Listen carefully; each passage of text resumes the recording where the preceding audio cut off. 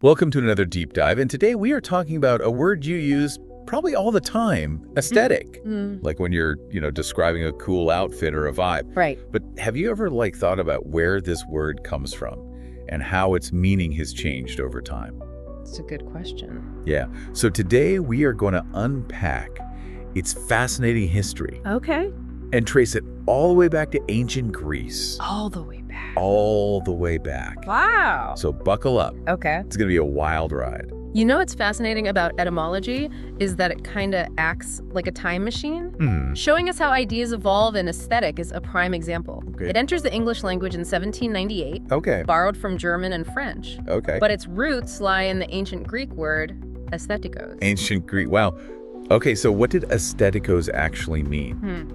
Was it all about, those white marble statues and perfectly proportioned temples? Not quite. Okay. Aesthetikos meant of or for perception by the senses. So it was less about specific objects and more about the very way we experience the world through sight, sound, touch, taste, and smell. So right from the start, aesthetic was connected to our senses. Exactly. That's so different from how we often use it today to describe like a carefully curated Instagram feed. Absolutely. And this shift in meaning is where things get really interesting. Okay. The word was popularized in English through translations of the philosopher Kant, who was using it in that original sensory-based sense, defining it as the science which treats of the conditions of sensuous perception.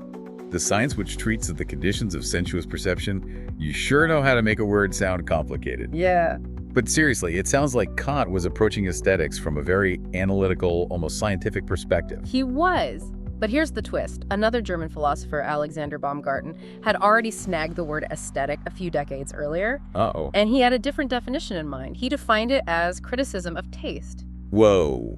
So there was a philosophical battle brewing over the meaning of aesthetic back in the 18th century. Yeah. Kind of awesome. So who won? Well, in the end, Baumgarten's definition won out. Okay. Even though it took until the 1830s for his version to really take hold in English. That's crazy. Yeah. Imagine academics arguing about the meaning of a word for decades. I know. I guess something's never changed. Right. But this shift from sensory perception to criticism of taste Yes. is really important, right? There. It's like starting to move us closer to the aesthetic we know and use today. Exactly. It's a pivotal shift. Okay. Because it starts to tie aesthetic directly to art and the judgment of what is considered beautiful or pleasing. So we've gone from senses to taste. Right. What happened next in this etymological adventure? Well, another key figure enters the scene, Walter Pater, Okay. a major player in the aesthetic movement of the late 19th century. Okay. He further muddied the waters by associating aesthetic with the idea of art for art's sake. This really cemented the idea of aesthetic being about beauty and the appreciation of art for its own intrinsic value. Art for art's sake. I remember studying that in art history. Yeah. It was all about rejecting those Victorian ideas that art had to be morally uplifting or serve some greater social purpose. So Pater was basically saying, hey, beauty is enough. Yeah. Art can just be about the experience of beauty itself. Exactly. That's a pretty radical shift, right? It was, and it reflects a changing cultural landscape. Okay. The Victorian era was all about morality and duty, Right. but the aesthetic movement was about embracing beauty and pleasure. And aesthetic became a key word for this new way of thinking about art. Wow. So in less than a century, aesthetic went from a philosophical term about sensory perception to a rallying cry for a whole artistic movement. I know, right? That's an incredible journey for one little word. It is, and you might be surprised to learn that someone actually tried to create a whole new word called aesthetics, specifically for the science of beauty perception. Call aesthetics, huh? It sounds a bit like a made-up superhero name. Yeah, it does. But I can see why it didn't catch on. Right. Aesthetic just rolls off the tongue better. Much better. But what I find really fascinating is that even with all these different definitions floating around, aesthetic managed to absorb them all. Yeah. It went from senses to taste, to art, to beauty. It's like this chameleon of a word, constantly adapting and evolving. That's a great way to put it. Yeah. Aesthetic really is a word that has taken on a life of its own, reflecting the ever-changing ways we perceive and interact with the world around us. And this brings us to a crucial question. How does this constantly evolving definition of aesthetic affect how we create, consume, and critique art today? Ooh. It's something to ponder as we continue our deep dive into this fascinating word. I like it. Yeah. It's interesting to think about how the word aesthetic has become so intertwined with art. Right. But as we move into the 20th century, art itself undergoes a radical transformation. We see the rise of movements like Dadaism and Surrealism, Okay. which deliberately set out to disrupt conventional ideas about art and beauty. Right. Those movements were all about pushing boundaries and challenging the status quo. Exactly. It makes you wonder, how did aesthetic fit into this artistic revolution? Did those artists just throw the word out altogether Well, since they were rejecting traditional notions of beauty? it's funny you should ask that because actually it's quite the opposite. Okay. Instead of abandoning aesthetic, they used it as a tool for rebellion. Almost like they were turning the concept on its head. Okay. They were questioning what constitutes art and beauty and using aesthetic to provoke and challenge rather than simply please. That's so clever. They weren't afraid to use aesthetic to make people uncomfortable or even a little bit repulsed. Right. Like, hey, look at this strange and disturbing thing. Isn't it aesthetically interesting? Exactly. Think about a piece like Marcel Duchamp's Fountain, which is literally a urinal turned upside down and presented as art. Right. It sparked outrage and debate, Yeah. but it also forced people to confront their assumptions about what could be considered art. Okay, that's a great example. Duchamp was definitely playing with the idea of aesthetic in a subversive way. Absolutely. But this interplay between aesthetic and artistic innovation didn't stop with Dadaism, and Surrealism did it. Not at all. Aesthetic continued to be a key player Okay. as art movements evolved throughout the 20th century. Yeah. Take, for example, the pop art movement of the 1960s, which embraced things like soup cans and comic books as worthy of artistic attention. Pop art. That's when artists like Andy Warhol and Roy Lichtenstein really blew things wide open. Exactly. Suddenly, everyday objects and mass-produced images were being elevated to the status of high art. Yeah. It must have driven some of those art critics crazy. It certainly challenged the traditional art world. Pop art was all about questioning those hierarchies of taste and blurring the lines between high art and popular culture. Right. And in doing so, it forced people to reconsider their own ideas about what could be considered aesthetically pleasing. It's interesting because we still see those echoes of pop art today. Yeah. Think about how brands use familiar images and everyday objects in advertising, or how social media has made it possible for anyone to create and share their own aesthetic visions, Right. regardless of whether they have formal training in art or design. That's a great point. It speaks to how the concept of aesthetic has become increasingly democratized in the digital age. Everyone has an aesthetic now, whether it's their Instagram feed or their personal style. But do you think there's a downside to this democratization of aesthetic? Like, has it become so ubiquitous that it's lost some of its original meaning and power? It's possible. Has it just become another buzzword?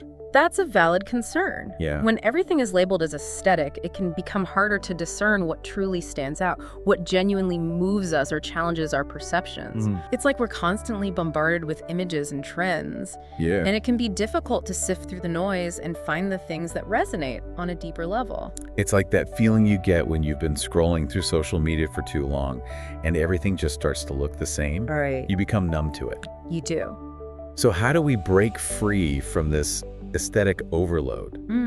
How do we reclaim aesthetic as a meaningful concept in our lives? I think it starts with becoming more conscious of our own sensory experiences. Okay. Remember, aesthetic is ultimately about how we perceive the world through our senses. Instead of passively consuming images, Yeah. we can choose to slow down, savor the details, and really pay attention to what we see, hear, feel, taste, and smell. That's a really interesting point. It's about bringing awareness back to our senses and how they shape our aesthetic experiences. Right. It's like, instead of just scrolling through endless Instagram feeds, we can take the time to really look at a painting, listen to a piece of music, or savor the taste of a delicious meal. Precisely.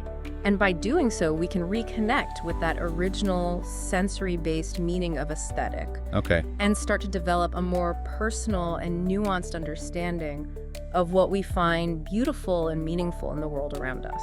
So it's about moving beyond trends and surface level judgments Yeah, and really engaging with art and beauty on a deeper, more sensory level. exactly. I love that. But where does that leave us in terms of art movements? Did this idea of a more personal, sensory-based aesthetic play a role in the art world as well? It feels like we've covered so much ground already. I know, right? But it also feels like we're just scratching the surface of how aesthetic has shaped and been shaped by the art world. Yeah, that's the beauty of exploring etymology. It's like peeling back the layers of an onion. You discover new connections and insights with each layer. I love that analogy. So as we move into the later part of the 20th century and even into today, do we see this idea of a more personal, sensory-based aesthetic playing out in any specific art movements? Absolutely. Think about movements like abstract expressionism or minimalism. They moved away from representational art Okay. and focused on things like color, texture, and form, Okay. inviting viewers to engage with the work on a purely sensory level. Oh, right. Like Jackson Pollock's drip paintings, Exactly. where the focus is on the physical act of painting and the energy and movement it conveys. Yeah. Or those huge minimalist sculptures by artists like Donald Judd, where it's all about the interplay of simple shapes and the way they interact with the surrounding space. Exactly. Those movements were all about stripping away the narrative or symbolic elements and inviting the viewer to experience the work through their senses to create their own meaning and interpretation. It's like they were saying, here's this pure aesthetic experience now, what do you make of it? It's such a different approach to art than what came before. It is, and it reflects a broader cultural shift towards individualism and the idea that meaning is not fixed, but rather something that is created through individual experience. Huh, that makes so much sense. It's like aesthetic went from being about objective standards of beauty to being about subjective individual responses. And that brings us to an important point. Aesthetic is not a static concept. It's constantly evolving, shaped by artistic, cultural, and social forces. So as we navigate this ever-shifting landscape of aesthetic, how can we make sure we're not just passively consuming, but actively engaging with it? I think it comes down to being conscious and critical consumers and creators of aesthetics. We need to be aware of the influences that shape our tastes and preferences, and we need to be willing to question those influences. So the next time we're scrolling through Instagram or admiring a work of art, let's take a moment to really think about what we find aesthetically pleasing and why. Let's ask ourselves, what are the underlying messages and values being conveyed? How does this piece make me feel? And what does it tell me about my own sense of beauty and style? Exactly. Let's not be passive consumers of aesthetic. Let's engage with it actively, critically, and creatively. And who knows, maybe we'll even be inspired to challenge the definition of aesthetic ourselves and contribute to its ongoing evolution. After all, the story of aesthetic is still being written, and we're all a part of it. That's a fantastic point to end on. The power of aesthetic lies not just in its ability to define beauty, but also in its capacity to spark dialogue, inspire creativity, and shape our understanding of the world around us. Well said. And that brings us to the end of our deep dive into the fascinating world of aesthetic. We hope you've enjoyed the journey as much as we have. Until next time, keep exploring, keep questioning, and keep cultivating your own unique sense of aesthetic.